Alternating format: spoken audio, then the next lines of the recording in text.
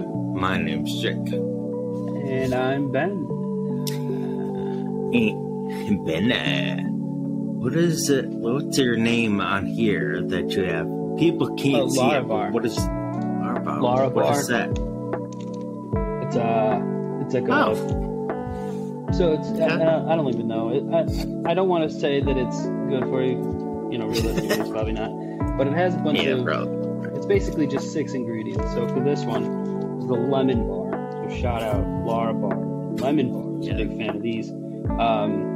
The ingredients are dates, almonds, cashews, lemon juice solids, and lemon oil. That's it. And it tastes good. So if you like lemon bars, right? Like if you like lemon, and you like nuts. Well, hold on. Did you just say almonds? Almonds, yeah. Alright, I'm skipping out for that. And then my drink for the night is some Quest protein shake. There you go.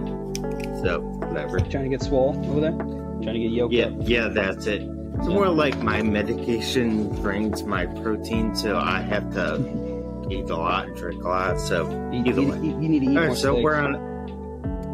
Yeah, steaks, but they have to be well done, which is not anyone's favorite. No, you're right. So... But I have a hot take. You know what? Anyway. I don't like medium rare steak.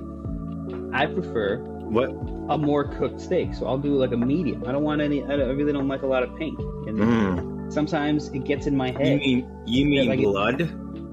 Like if it's too raw or too rare, it's like it freaks me out a little bit. It's too much. You know? I can't do it. My wife absolutely loves medium rare steaks. That's her go-to normally. So now that she's pregnant, though, you know, she can't eat a lot of medium rare she's stuff. a cannibal. She loves drinking blood. Well, there's that too. She is a cannibal. Yeah, that's true. Yeah. All right. So episode 54. Dal's not with us, and Dan, hopefully, whenever he returns, will be with us as well. And this is the first episode we have in December. So it's our first December episode, and right as we start the December, we actually have the first winter meetings as a podcast, and it just really started. Again, we're recording on Monday night, so as right now, only a couple big things have happened in baseball. Which one to you, Ben, was the biggest signing that you saw so far? I mean, it depends. And I know that's my go-to answer, is to never pick an actual answer. But it would be DeGrom signing with the Rangers, I think. I was trying not to cough. So, DeGrom signing with the Rangers, my team to win the West. It's obviously an uphill climb for my boys, right? But the Astros, they lost Verlander, you know, so that's important. That's an important piece. I'm just saying. I know they won the World Series last year, but I do think this is the year the Mariners suck again, and the Rangers will finish in at least second place. So there you go. I'll take a second place. They're better than the Angels already. They're better than the A's, and I think they're going to be better than the Mariners, which means they're going to be in second place, and, you know, fuck around with the Astros. The Astros will probably end up winning the World Series again, but So I just personally DeGrom for silly reasons, obviously, but he's also, you know, one of the best pitchers we've ever seen, you know, in a long time, definitely. So anytime a free agent like that gets on the market or hits the market, you know, it matters. It's significant wherever they sign. Because most of the time you look at a signing like that and you're like, this team now has to take that next step to be a contender, or that's the idea. Right. Like you move a big piece like that. So him switching over to the American League, being in Texas and helping that Rangers team, I think it's good for him. He's making a shit ton of money. Tax-free, you know, in New York. All of these big signings are just insane money. Yeah, that's true too. feel like the lowest. Who's your favorite pick so far, or signing so far? I think my favorite signing I think based on longevity has to be Trey Turner, simply for if for nothing else. I know it's for 11 years and people hate that you're giving that much money and it's for that long, but 11 years, he's in his late 20s.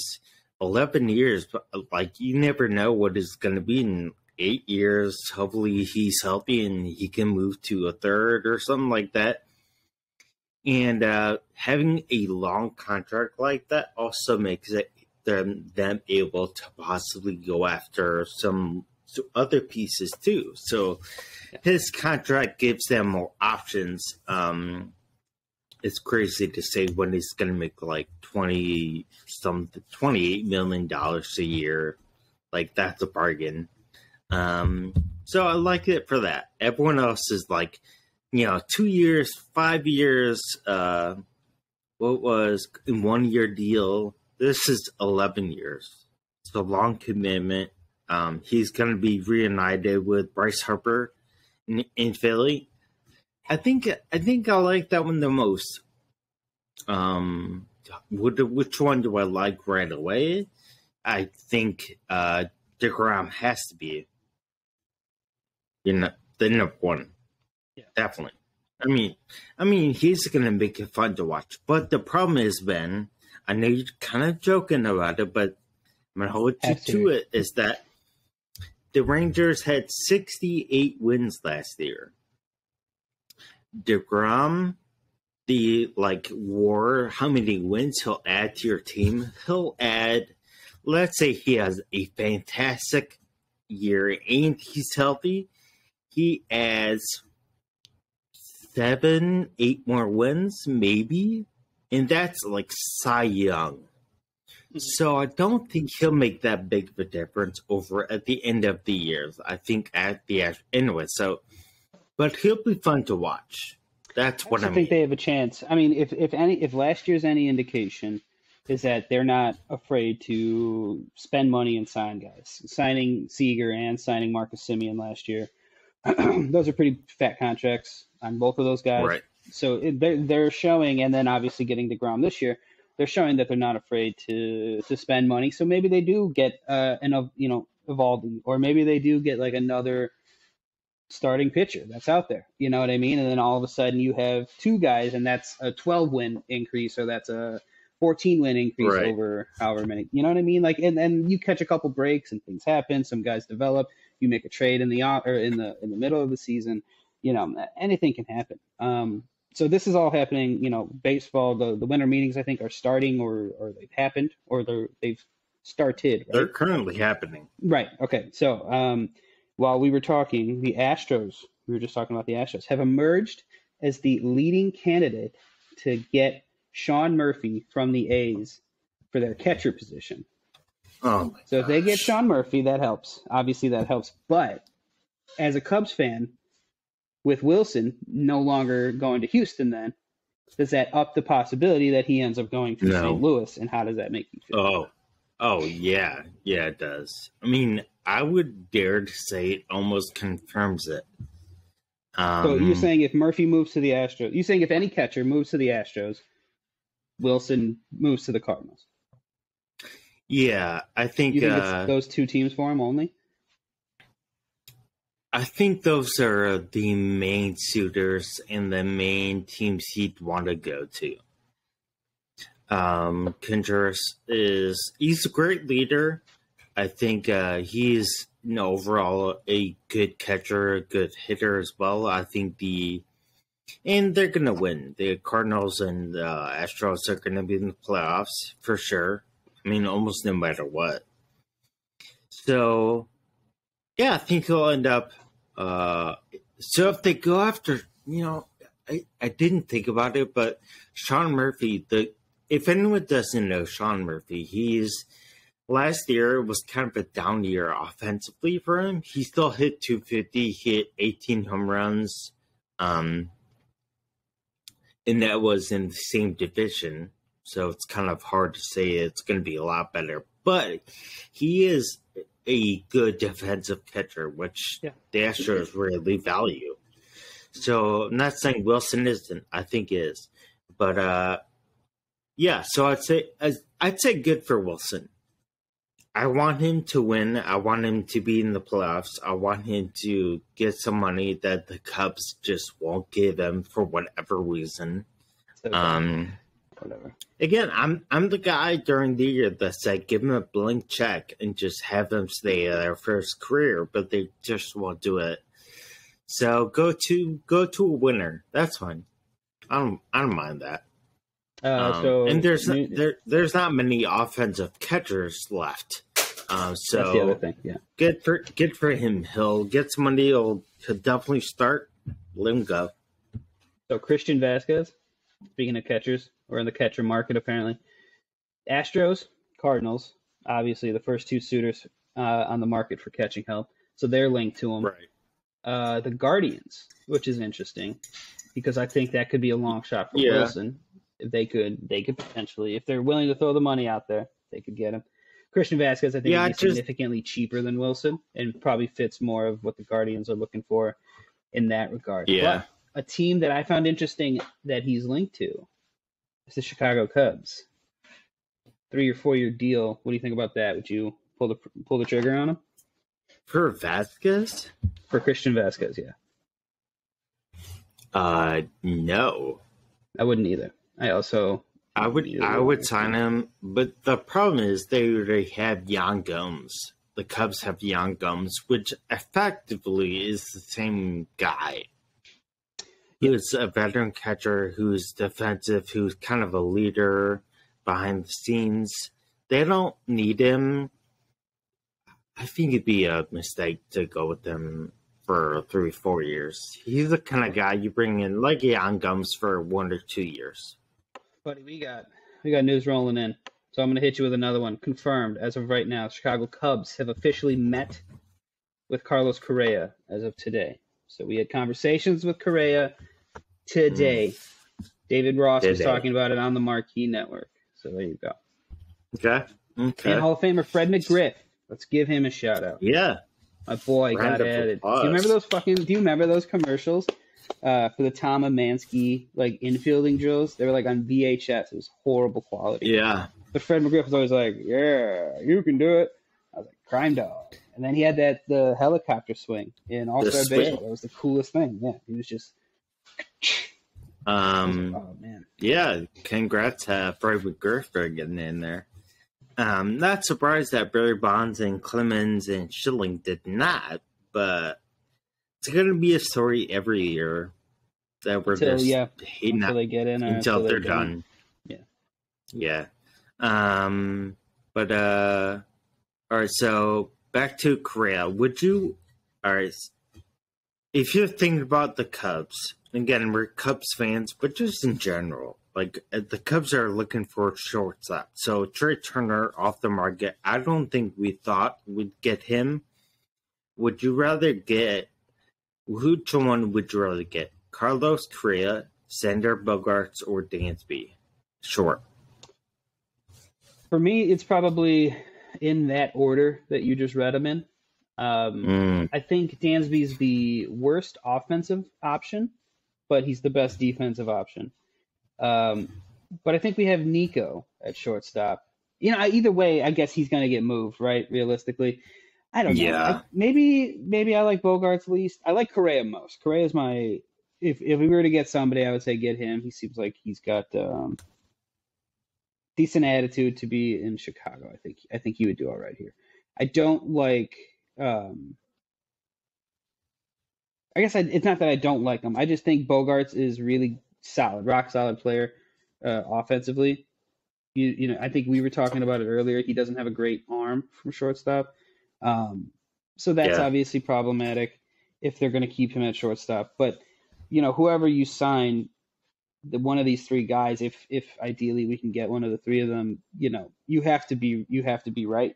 This has to be the guy that you're going to say, okay, we have decent pieces in place now. This is our shit, this is the anchor. This is what we're locking onto, and then we're going. So it'll be interesting. But I think for me, it's Correa, Bogarts, and then Swanson. Yeah, see, I would kind of flip it to say I would want Dansby first. And the reason is he's going to be the cheapest option, which for the Cubs, is a factor. They want the cheapest option. They want a young guy to be there for a long time. And the main reason, there are lots of, if you turn on any sports network, baseball network, or whatever, they're going to be talking about numbers and offense. But the simple fact that I've been saying it for a little bit now, I want Dan to be in Chicago, is because him and his soon-to-be wife, Mal Pugh, who plays on the Olympic soccer team, would be in the same city. They'd be like the first sports couple of the city. I think that'd be a lot of fun. And also, Dansby is only getting better at the plate, and he is a Gold Glove caliber at short. So I'm good with that. I mean, two defensive guys up the middle who are great, are going to hit Dansby hit I think was over 20 home runs this year. Yeah. I'd like to see him. But, I mean, none of them are bad options. We'll say that. That's pretty easy to say. Yeah.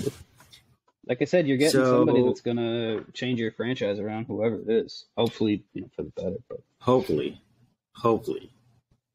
All right, so the last option, or some other big players that are out there, is Carlos Rodon and Chris Bassett are the big pitchers left on the market. So who would you go with there? Where do you think they'll go? I like Rodon more. I think he's younger than Bassett. He's lefty. He's proven his last season with the White Sox wasn't a fluke by following it up with a really good year with the Giants last year. So I think he's got an opportunity to make a lot of money.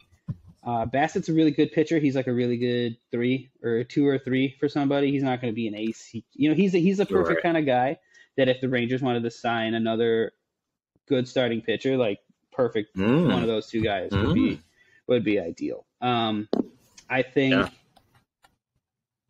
I'm trying to think. Where do I think they'll go? I am rattling so many teams in my head. You talk while I think about it. Yeah, I think the Angels have a lot of lefties, but I think they're going to go after the best guy. So and he's out there pretty much already. I think Rodon filling out that pretty much all lefty starting pitching outside of Shohei. I think they'll sign him to a 3-year deal and try to get their team up and up, hopefully to keep Shohei after this year. So I like Rodon going to the Angels. Yeah, I mean, I think it's gone no matter what they do. So I think the Angels will go after him. I would like to see him stay out there and kind of prove himself out there. And I think Bassett will go to the Dodgers. The Dodgers need pitching more than anything else. I know they lost Trey Turner, and Justin Turner is out there as well. But they need pitching. Simple as that. They need. Kershaw's been hurt the last couple of years. I think Gosselin went down last year. So I'm gonna say they'll throw a lot of money for a short deal at him. So I think he'll go out there. So you're saying Bassett goes to the Dodgers and Rodon with the Angels. Like it. Yeah. I'll go with that. As of 25 minutes ago, the White Sox were looking to trade Liam Hendricks. Yeah, I saw that. They're taking calls on him. So what do you think about that? Dude, this is I don't know if last year was this exciting. I don't think it was. I think last year it was kind of with the lockout. With the lockout. I was like, why the fuck was it so boring? You're right. They weren't allowed to talk to each other. Yeah, that's right. Yeah. The lockout really killed a lot of fun. It makes it hard to converse. Yeah, a little bit. So I think that's a main reason why you may think this is more exciting. That's a good reason why. There were no winter meetings. What do I think of Liam Hendriks being traded or offered? I think he's a reliever. I mean, I know that sounds bad, but like, yeah, I mean, I guess that was my question. Is like, if you can get a hitter for a all-pro reliever, I mean, you gotta do it. You gotta do something. That he's great on that team for sure, but yeah, I don't know. You gotta go after offense right now. What do you think? Yeah, definitely. I mean, it'll be interesting to see, what they end up doing. I guess if they think like Crochet is going to come back and Bummer will bounce back and have a good year again, and they have pieces maybe that they can replace him with, but unless you can get a true position, but then their lineup so fucked because they have Sheets and Vaughn playing in the outfield with Eloy out there as well, and now they just lost Abreu, so it's like I guess one of them, but then you have Grandal, who are you going to have him catch, or is he going to DH or whatever? You know what I mean? Like They have a lot of guys who don't necessarily fit a lot of positions. So if they can get an outfielder, like you said, for Hendriks, I think you have to make that move. But what team? Well, I mean, needs they're not putting out there like he's going to be like a straight up trade. I mean, maybe they'll give Hendriks and Sheets for a great first baseman, or maybe a Sean Murphy. I'm not saying Sean Murphy, but like a catcher or someone. So those other guys are out there. Maybe they get packaged with Hendriks and get a better offer back. I don't know. Yeah, maybe something like that.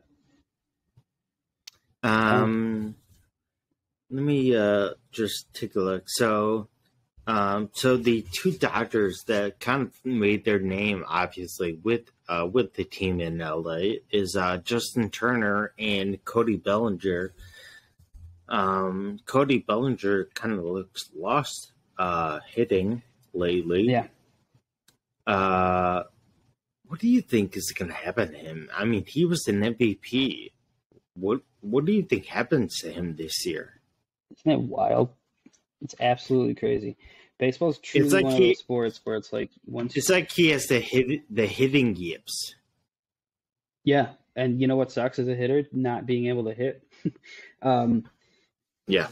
I think what's going to end up happening is because he's left-handed, because he's athletic, he plays outfield and can play first base. He's going to find, he's going to have a career for himself. He's going to stay on somebody's roster as maybe a, defensive replacement or whatever, if that's kind of what he even wants to do. If that's, I don't know. He doesn't seem to have the personality of being like absolutely invested at all times, so it would be interesting to see how much, and what ends up happening. But I think he's going to get a bunch of short contracts. Like he might get a multi-year contract on this one, and then this is it. Yeah. He's got to prove it. It's like, okay, you got a 3-year deal, maybe you got a 2-year deal, maybe you better figure it out, because otherwise you're just going to be a guy off the bench. And your MVP year was an anomaly, and it was a great season, but it. People were trying to say he was like the next Trout and shit. And I was like, the year he had before the MVP year was ass. Okay. And then he has the MVP year. And then he was just okay. And now he's ass again. You know what I mean? Like, it was such a sharp incline and then such an incredibly quick decline. I think there's coaches, hitting coaches, GMs that think, oh, we can turn him around. He's got the tools still, yada yada. I think he's going to get a lot of opportunities that maybe other guys wouldn't get. But I think he ends up just bouncing around the rest of his career as like a journeyman outfielder, probably. Yeah, I'm going to say he'll kind of get the Rodon treatment this year. He'll have a 1-year deal, and if he can't hit above even 200, he will be in the minors until he is killing it. So that's what I think. I think it's a make or break year for him. And that's kind of sad to say because when he was on, he was crazy fun to watch. But yeah, not helped so them much win a World anymore. Series in 2020. But and hit some big home runs in that World Series. Granted, that was kind of the World Series, the bubble series, COVID series. Yeah. Yeah. So, is there any other free agent out there that you have a prediction on? We have Justin. Let me see. Let me pull up a name. I don't think I have anybody off the top of my head. We have Justin Turner, JD Martinez, Brandon Nimmo, even Aaron Judge. We haven't talked about it at all. You know what? Dan, I just saw somewhere that Brandon Nimmo was having conversations with the Rockies. So if he wants to go hang out with Chris Bryant, get paid a shit ton of money to hang out in Colorado and like lose 80 times a year, or at least probably more than that, go for it. Hats off to you. So I think he'll end up signing a bullshit contract. Isn't it weird what happened to Conforto, who just never signed last year? Yeah, I mean, I thought he had some health stuff, right? I mean, that's got to be the reason. Right? It's so bizarre. He never ended up signing. But, I think my next pick is going to be. Go ahead. Oh, go ahead. No, I'm just saying my next pick. I'm going to take a cheapo and pick Nimmo to the Rockies just because I already saw that they were talking. What about you? Who are you going with? Very easy pick is Aaron Judge just goes back to New York. That's easy. I don't care. He's going back. My kind of out there pick, I would say, again, before the offseason, I was talking about Trey Turner going to the Orioles because they want to spend a lot of money. I think the Orioles are a very young team. So I'm going to go with all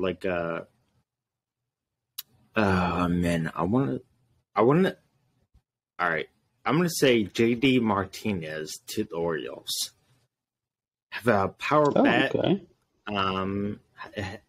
So have a pretty stable bat at DH.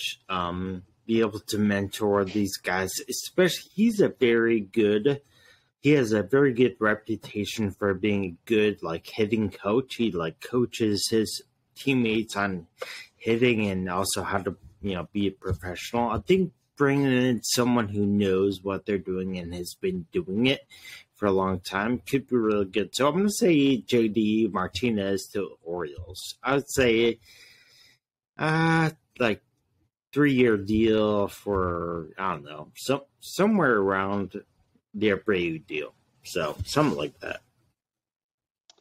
Yeah, I mean, normally he would be the kind of guy that would be handcuffed where you would have to pick he's an American League only because he can't DH in the National League, yada yada. Right. And now that the league's changed, I mean, he's got anybody and everybody can sign him. You know what I mean? So I think the Orioles is a good pick if you're trying to get a veteran bat, like you said. I think he has the potential to be one of the guys that doesn't sign right away, and that signs later, or signs late in the spring training, or is an additional bat that somebody tries to get to make a playoff push. Maybe. I don't know how much he's got left, is all I'm saying. We'll see. Wow. We'll see. I just don't know how much he has left. Yeah. I'm not sure. Like you said, he seems like a good guy, so whoever's going to get him, going to get a good hitter, good teammate. Yeah, and if you look around at the Red Sox lineup, there are a lot of good hitters on that lineup, and a lot of it has to do with JD being there, and the timing just kind of makes sense. And so I like that. I want the Orioles to be good. So having them learn from a veteran is only going to help them. So maybe it's just wishful thinking. Also, that the Red Sox and Yankees will get worse because of it, I think is a plus. Did the Red Sox win a World Series with him? I don't know. I'll check. Yeah, but I mean, like you said, it's a good prediction, good signing. I mean, we'll see a good potential signing. I guess we'll see wherever he ends up. There's a lot of good moves, a lot of good stuff happening. Baseball's exciting, man. I'm telling you, if you get invested in I know people who are into soccer are they have the transfer window or something like that, where all of their moves are crammed into tight little things, and that's such a interesting, exciting thing that the baseball's winter meetings is kind of fun like that. You know what I mean? Yeah. I do not believe he's only been at the Red Sox since 2018. Oh yeah, then they haven't won since then. So no, but anyway, he's been solid for them. So I think, for the most part, there's going to be a lot of signings tomorrow, Tuesday, and then Wednesday when this drops. I'm not sure when the deadline is for winter meetings, but I know it's Wednesday's last day. So check out our Instagram for any updates. I'll be posting those pretty often whenever a notable free agent signs or any big trade happens. All right, so that will be our kind of baseball time. You brought up something right before recording that you and Dave were talking about. What was that? Yeah, we were talking about Verlander versus DeGrom. It was a pretty right non-existent conversation. It was mostly he let me know that, or obviously I knew already, but he had made mention that Verlander was going to the Mets. And then we got to talking, and I asked him who he would rather have between the two, and he immediately said DeGrom. And I kind of thought about it for a second. I think I would rather take Verlander just because he's older, but that just means he's done it longer. He's been more healthy than DeGrom. He makes more starts per year than DeGrom. DeGrom might be more electric and might have better stuff, but I think if you're the Rangers wouldn't have made a push for Verlander, right? Because the Rangers aren't close to winning a World Series, but the Mets, who believe they are close to winning a World Series, make a move for a guy like Justin Verlander, where you're going to get 2 years out of him, you're going to get these last 2 years out of Scherzer, and then you're riding that thing till the wheels fall off, and you got what you got, So, but yeah, the conversation was basically just who would you, I guess, rather have for the rest, for the duration of their contracts? Would you rather have Verlander for the 2 years or DeGrom for the 5?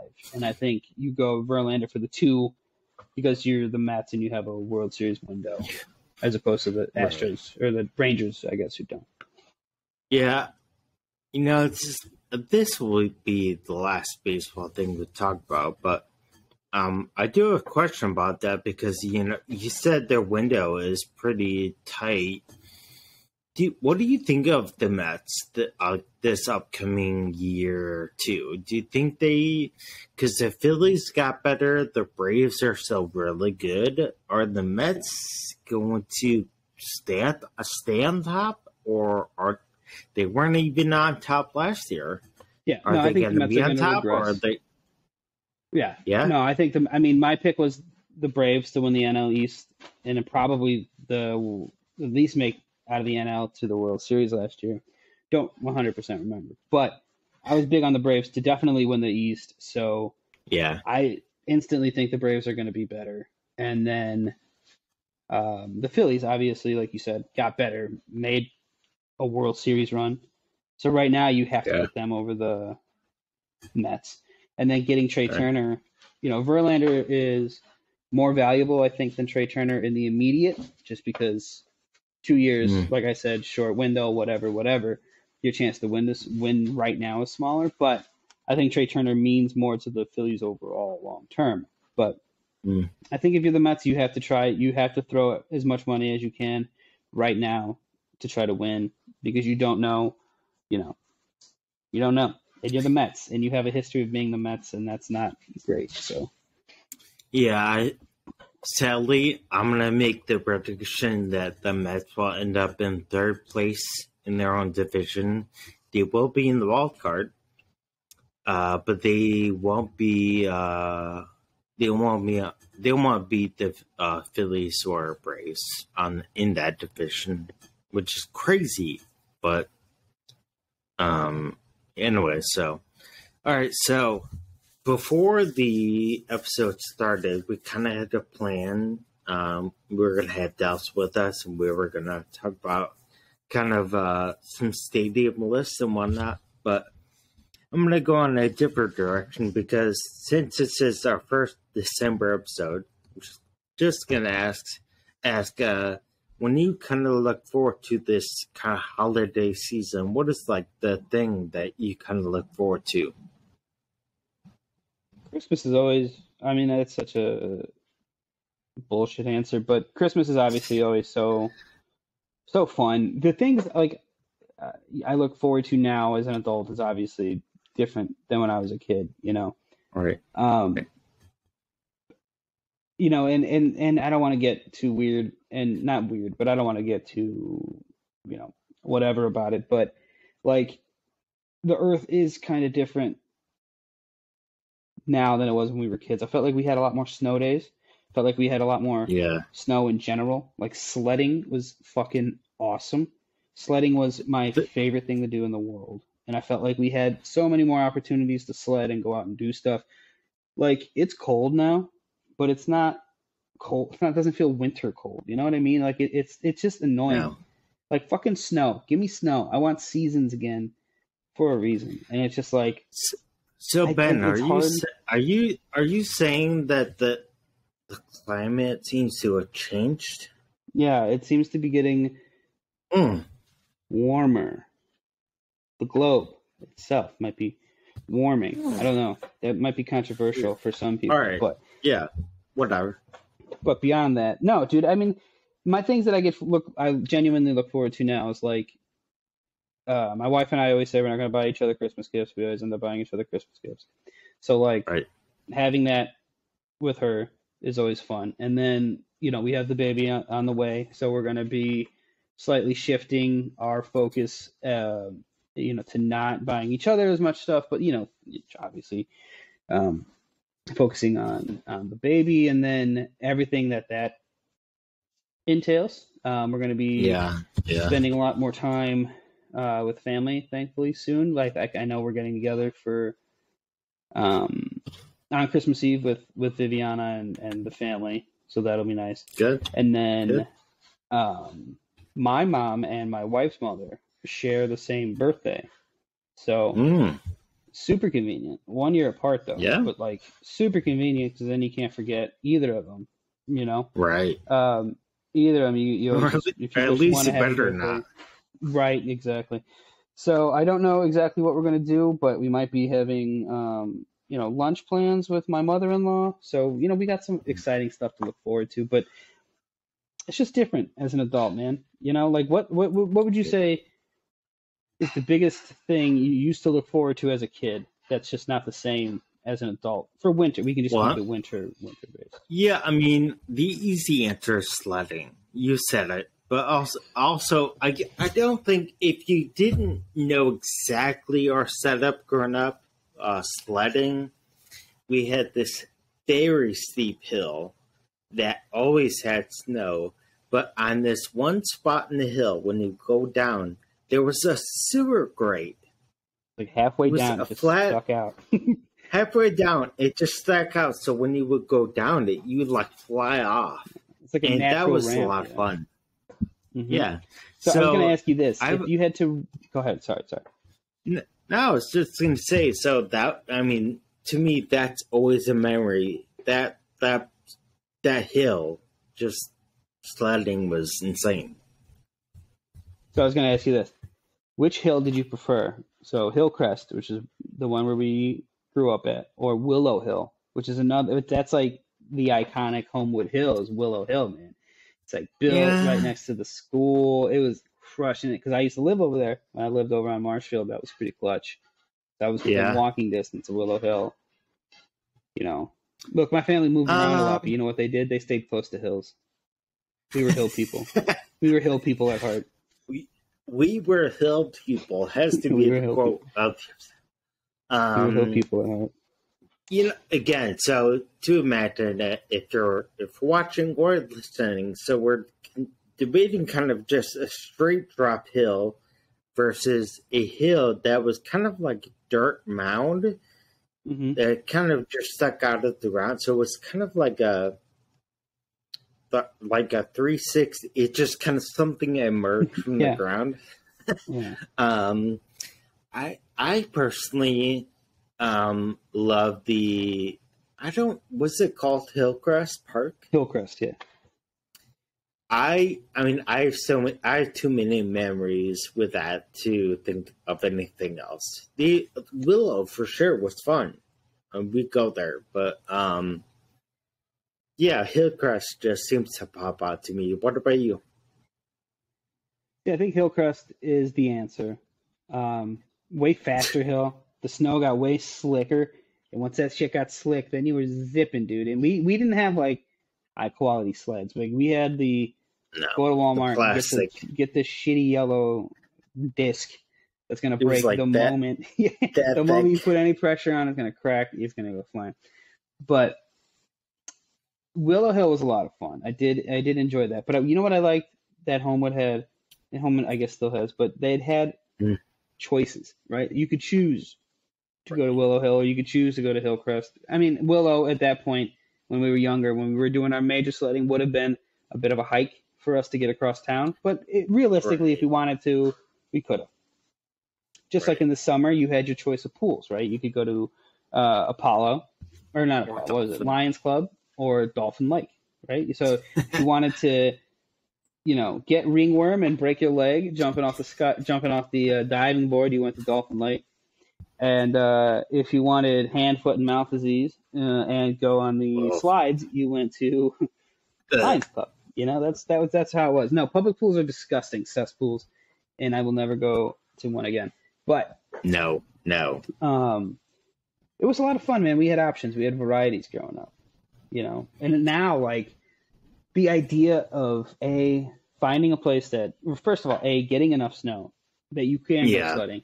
B, finding a place in the city or where I am would be a hike. Getting out to wherever I have to actually go to go sledding. And then I have to actually sled. And then I would have to get in the fucking car and drive all the way back in wet clothes just for what real reason. So unfortunately, I think not until we have our little family will I actually do some real sledding. And hopefully we have real snow, because I don't want to do artificial snow. That's whack. Yeah. And I don't even know how that would work. So, yesterday it was not sledding, but it was an inflatable tube that was down a slide. So yesterday, what? There was ice on it. There was ice on it? All right.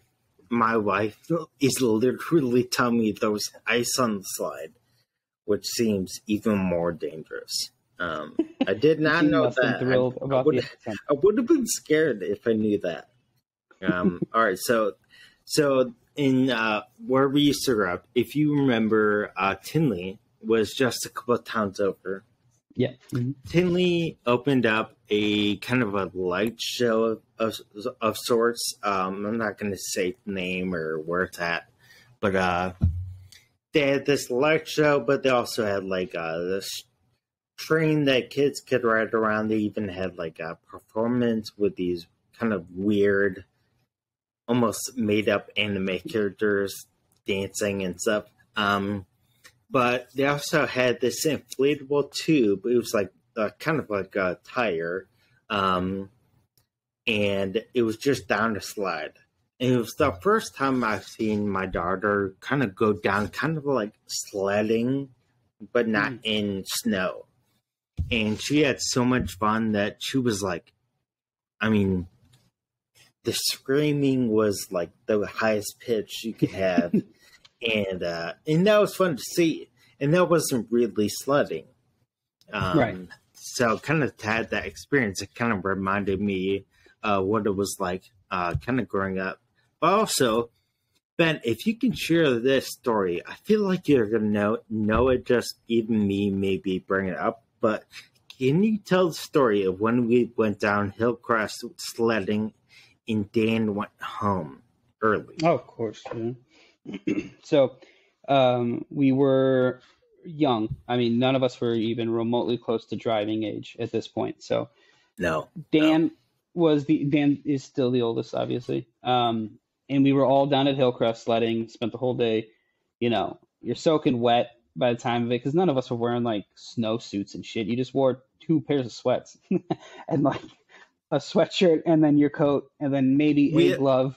And then we had ice in our boots. Yeah, exactly. Like there was more snow in my clothes than on the ground by the time we left. But you're soaking wet and you're cold and you've been playing all day and you're tired. You're exhausted. Your little legs don't want to walk anymore.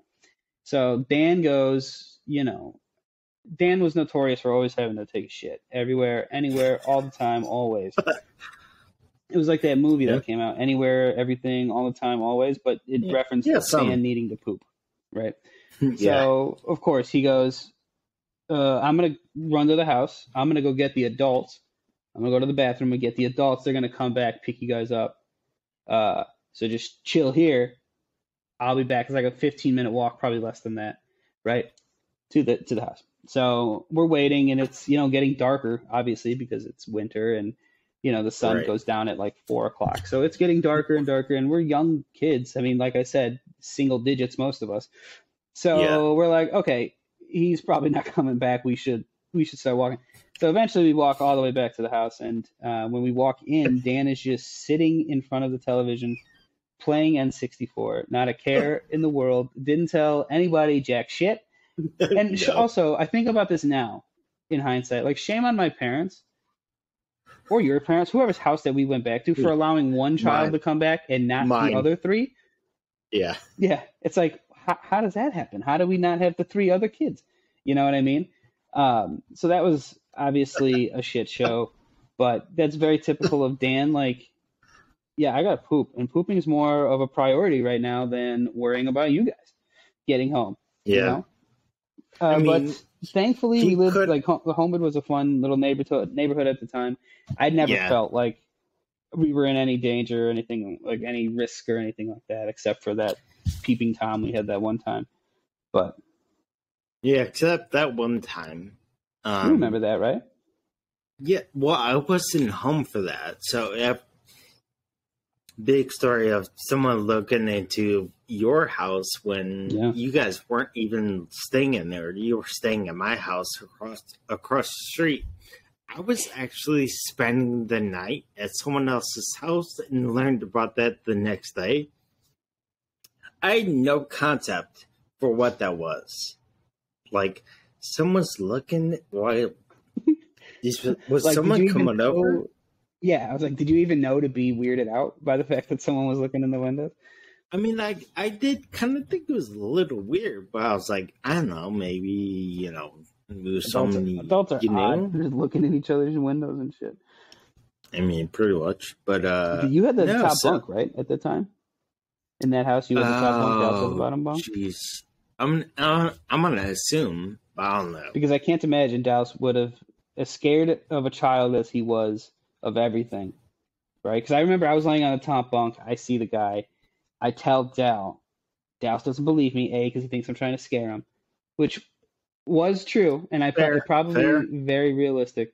But then I was like, no, get your mom. So once we started involving the adults, it was like, okay, this is for real, for real. But I can't imagine if Dallas was on the top bunk after that he would have ever been able to sleep. No. He just would have been staring out of those windows like a neurotic mess every night until forever. So you had to have been on the top, yeah. Or he just went, like you guys went head to toe on the bottom bunk, or the trundle. Of course, the mighty trundle underneath. Yeah, so like get me closer to the floor. Less chance of me getting seen, just as close as humanly possible, straight on the ground. Yeah. I do not remember, but I'm gonna assume I was, but I never remember that stuff. So I don't know. You're lucky I even remember that things happened in my childhood. I have like no memories. My wife Allie right here can tell you I literally do not remember like 99% of before I was 15. So it's crazy that I even have some memories. No, but yeah. So I mean, it's pretty kind of. It's almost scary how much I forgot. But no. Anyway, not so crazy weird. Is that so? You were talking about like now. What you look forward to versus then? So then it was sledding. We talked about, but I think now, especially in the last like 7 years, our lives have kind of been like bouncing around, and it's been hard to like settle in somewhere. But even before that, the kind of like thing that's always remained the same around this time of year is my wife's love and obsession, not just with Christmas, but Christmas movies. And like, I mean, Allie, what would you say? What do you think is the beginning of Christmas time? What would you say? What do you think is the beginning of Christmas time? November 1st. November 1st. So, yeah, so there is no real Thanksgiving time. It means there's a Thanksgiving Day, but not really. It's a rehearsal. It's a rehearsal for Christmas. That's right. That's right. So I'd say Christmas movies and now like shows and stuff. But I just, even if I don't like half of them, but the stability of just sitting down and watching movies as a family, and before my daughter was born, just the two of us, that's always stays the same. So that's always what kind of marks this time for me. So that's really nice. I mean, I'm much more of a Christmas music fan than Christmas movies fan. So I'll like pop Christmas music on in July, like all year round. I don't care. If I'm just feeling the vibe, if I'm feeling it, I'll just pop it on. Like, cause it'll get me, like, especially in the summer months when it's fucking hot, and I'm like, I need to put myself in like a cool mind frame. I'll just pop a little Christmas music on. Maybe lower the air conditioning in the house by a couple degrees, make it a little bit colder. You know? What's the go-to song? Oh, yeah. I can tell you this. So I have a funny story. My go-to song would probably be Feliz Navidad is probably my favorite. I think that's my favorite Christmas song. Yeah, exactly.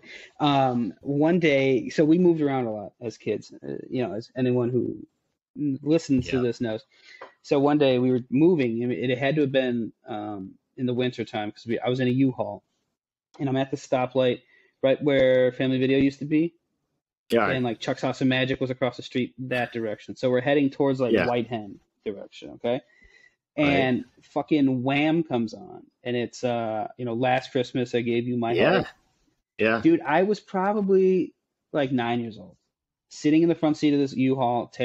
My mother's driving, and that song just hit me on that particular day, and I was sobbing in the front seat of this car, emotional as shit about this gay man giving up his love to another man. And I was like, this is beautiful. I love it. And I couldn't articulate why it was upsetting me so much, or why I was upset. You know what I mean? Like I didn't have the emotional maturity or the mental maturity to like. So what do you think now? Why I just think I was going through some stuff. I don't know. Maybe I was overwhelmed with the move and Christmas time, and you know, I was maybe not 100% sure about SANTA, and I just didn't know. I didn't know. There was a lot going on in life, and you know, 9/11 was a couple years away. I was worried about that. Okay. You know, don't bring 9/11 into this. You know, it was a couple years down the road. I had a bad vibe, I think. No, realistically, I have no idea. But for whatever reason, that song, even to this day, I'll listen to it, and it instantly takes me back to that moment of crying in the fucking U-Haul van, just listening to Wham. I mean, there you go. I mean, so just I'm gonna speak to Alec for a second. So Ben said last Christmas is when he was 9, he was crying, listening to the beauty of that song. The song? Yes, the song. At 9. I'll give you my heart. Yes, that's a and Ben banger, saying it right now. I mean, it's a good song. Banger. George Michael fan over here. Yeah, you're a big fan of George Michael and everything he does. Yeah, may he R.I.P. in peace. Yeah, I mean, he was super talented. He was confusing because he was like an incredibly good-looking man, and I was like, "Wow, all right, that's what guys are supposed to like look like." And I didn't know. I just didn't know. But he had like that 5 o'clock shadow thing for a while too, like that perpetual 5 o'clock shadow. I just think that every guy, when I was growing up in like the 90s movies or that era, it was like macho dudes just had like a 5 o'clock shadow, and they were gruff and like, their beards were like that thick. Yes, yeah, you know what I mean. Like it was just like up to their eyes, like they were basically wolfmen. It was just, you know, like Sly Stallone, you know, those kind of guys that we grew up with were like the macho dudes. So I always had that. Well, it was Wolverine. In my head. It was the Wolverine mutton chop. Yeah, exactly right. Yeah, man. Yeah. So go ahead. Yeah. No, go ahead. No, you gotta go. No, are we? So I was going to ask you. I don't know if I might be stepping on one of our episodes in the future, but do you have a favorite Christmas gift that you've ever gotten, or like that you can think about as a kid that maybe was legit? And we can talk about it definitely when we have more time. I can give you some time to think about it. Yeah, I think if we can get all three of us, we'll definitely talk about it. So I will answer now because I'm sure there's multiple that stand out.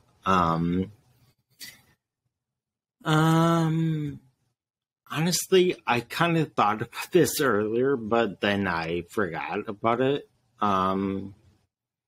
So can't think of something specific. Again, my memory is horrible. Sure. I can say for me, going off the top of my head, anytime that we got a new system, like when we got the N64, it might as well have been the greatest day of my life. You know what I mean? Yeah. N64 was huge. I remember when you guys got the PlayStation and we went over and we played SmackDown, Know Your Role, with The Rock on the cover. Yeah. And there was a cutscene in that where Shane McMahon was like yelling at The Rock, and he said, "Wait, The Rock, come back here." For whatever reason, I will never forget that little bit of dialogue where Shane just goes, "Wait, The Rock, come back here." Like, for whatever reason, the game didn't change it to like get rid of the part. Yeah. That fucked with me. But yeah, I can't think of any. I would say this is that I don't know if any specific, like right now off the top of my head, I can't think of anything like that was given to me at Christmas that like was, I don't know, I'm thinking like kind of, sorry, my wife is gonna tell me. What? No. He from ho ho ho. Yeah, I mean, I know I made sounds, but so how old was I? I was like 4. So apparently there's the story. I don't know if you even know, Ben. You probably do. Is that when I was like 3 or 4, I asked my parents for a na na na and a he he from ho ho ho. What the fuck is a na na na? So I know what the ho ho ho is. I wanted a horse and a Batman. Okay, I was gonna guess Batman for na na na. No. Yeah, not is Batman, the song. Yeah. And the he apparently is horse. As the sound that a horse does make as galloping goes he. Everyone knows that. Right. We all know that. Absolutely. So yeah, I can't, but again, I can't think of something right now. I'll have a way better answer next time. Absolutely. Way more. That also makes me think of that old. You remember that old castle you guys used to have? The drawbridge that would shoot. One of the best toys ever. I was so jealous that you guys had that. So, oh man, I would have done illegal stuff. I don't even know what that castle is. So I was watching, the Basement Yard. We send each other clips of them all the time. They were talking about it, where you can apparently buy it online for like $60 or something like that. Which it seems a bit expensive for us to just look at it, but it would be cool to have around the house because $60 isn't crazy. What is it called? I'll find it for you and send it to you. Yeah. But it looked, it's cool that they that thing's still around. Or you guys also had that dope ass Millennium Falcon toy. Yeah. And you had the Stormtrooper gun that would go tick tick tick tick, or it would make a specific noise when you shot it. It was like choo choo choo. I don't know. I'm just gonna sit here and make lightsaber noises, but I don't know. I mean, again, you're asking me what sound a toy man. I don't know. But yeah. One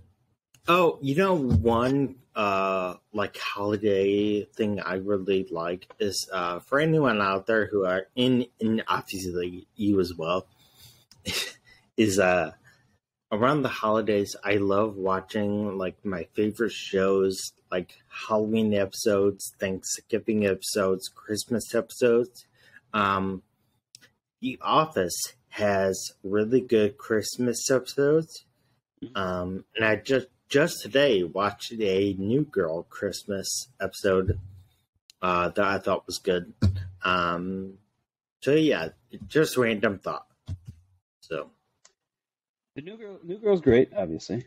We all big New Girl fans. Yeah, I mean those we talked about it in an episode in the past, but I'm a big fan of the show Psych, and they had really good Christmas episodes every year as well. So those are fun when TV shows do that. You've seen the Guardians Christmas thing since? I know we talked about it a couple weeks ago. I loved it. I thought it was super cute.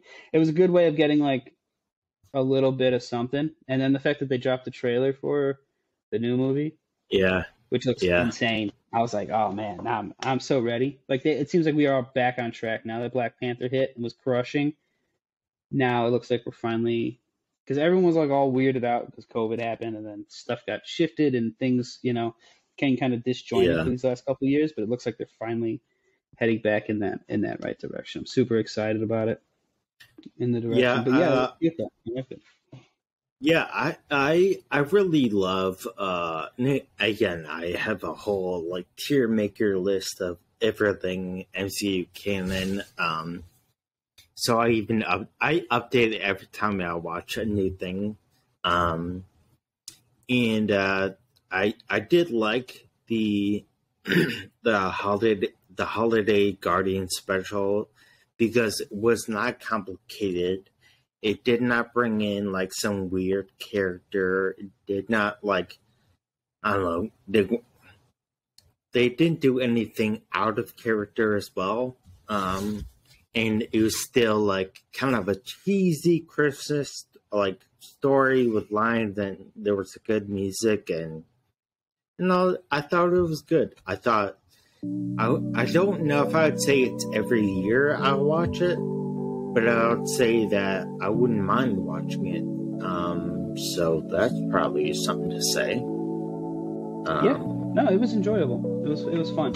I don't know what the next thing to come out is. Maybe it is Guardians in May. But, no, it's Ant-Man. Oh, sure. Right. There you go. Forgot about that. Yeah. Wow. I feel like we should have just an episode where we talk about. We should do a tier maker of the MCU just because we seem to talk about that every once in a while. Yeah, we might as well, especially in these upcoming weeks when we have less important baseball shit to talk about. Yeah, maybe we can pre-record something soon and do that. So let's figure that out. All right, cool. So this is gonna wrap up this kind of rambling episode of episode 54 of the Family Based Pod. Again, my name is Jake, and I am Ben. And I am Winnie the Bish. You are Larbar. Apparently. I don't know. They're delicious. They have apple pie flavored ones, which are like 3-ingredient apple pie. Ooh. Dude, yeah, I think you'd like it. I think you should check them out. Or I have a box. I can bring them over sometime. Give you some. Yeah, they're really good. Yep, good. All right. We'll see you guys. We might be pre-recording it next week. We might not. We'll let you know. So we'll have a new episode next Wednesday. Check us out. Check us out on TikTok, Instagram, all that stuff. If you're watching, subscribe. If you're listening, subscribe to all that stuff. You know what to do. All right, we'll see you guys next week. Thanks. Bye. Bye. Hey, I'm Eden. Thanks for watching this episode of my dad's podcast. Check out the links in the description to follow the podcast on TikTok, Instagram, and the other social media. Make sure you like and subscribe and hit the bell to let you know when there's a new episode. Thanks for watching or listening. Bye.